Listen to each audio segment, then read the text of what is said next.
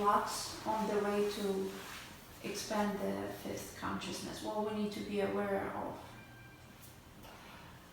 Again, there's a lot of different blocks based on which level we're looking at.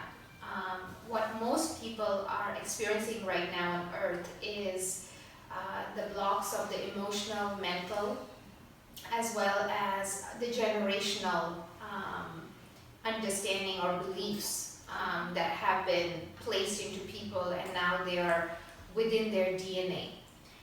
So a lot of the beliefs or the programming of the emotions and the way of thinking that has been passed down from generation to generation is coming out right now, and it's becoming more of an issue how people are processing the information and how they're reacting to the different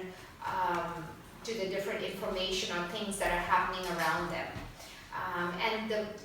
and also the lack of tools or spiritual tools that people have, unfortunately, right now, that can help them to really truly work through their blocks.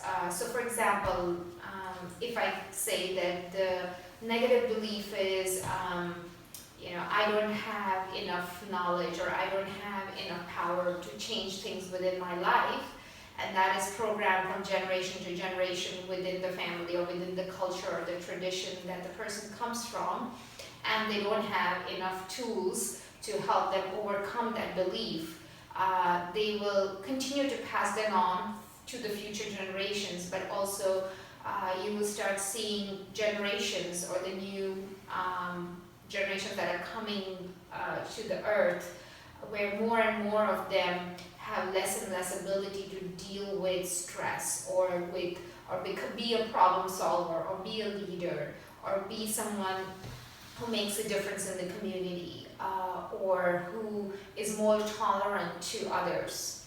So even though we want to have equal rights for women, we start to have an extreme of feminism where now the women start to consider the men as very negative, right? Or they start everything about a man is negative. So that's another extreme.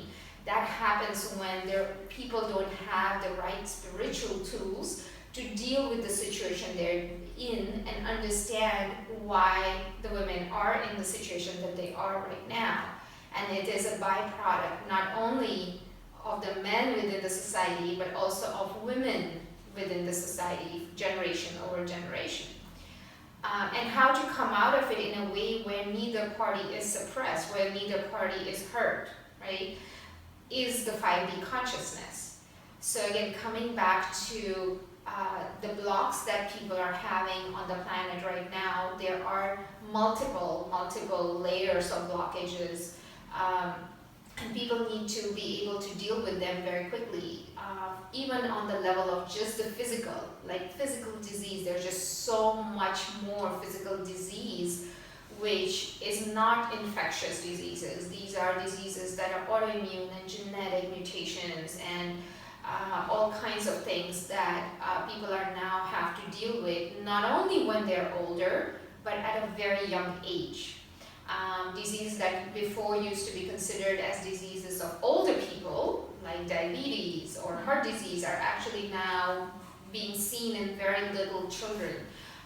So everything is being sped up, and is being sped up for the reason that we are being forced to look at this problem and come up with solutions that are not just looking at the symptoms, but are looking at the root causes. And the root causes of all the problems are energetic root causes.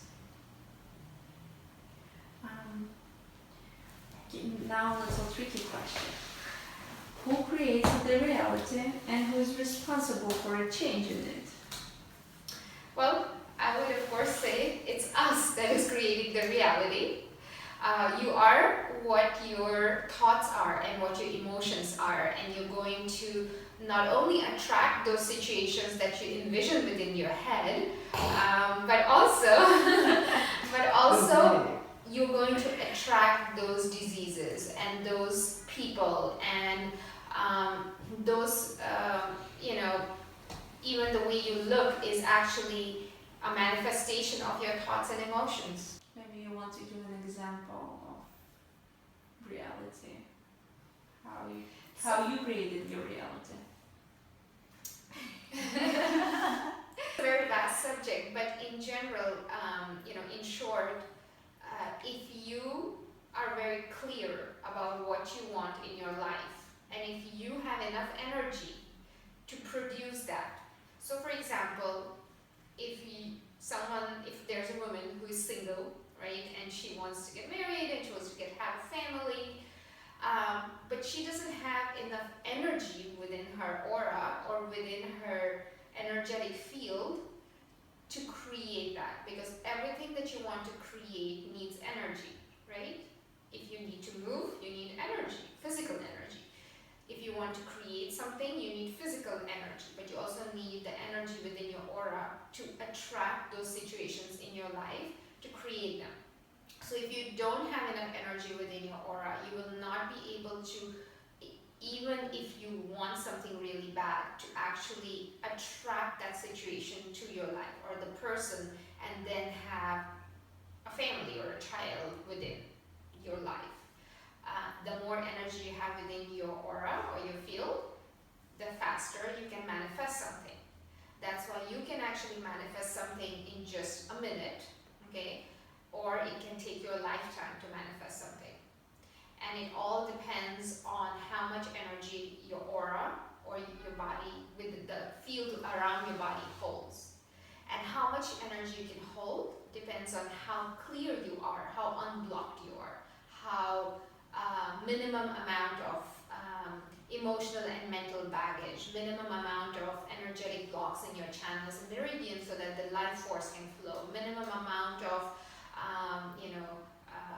karmic or things from your baggage that you bring in from maybe your ancestors or family and things like that. So the less baggage you have, the more things you can pack into your bag, right, and travel with it.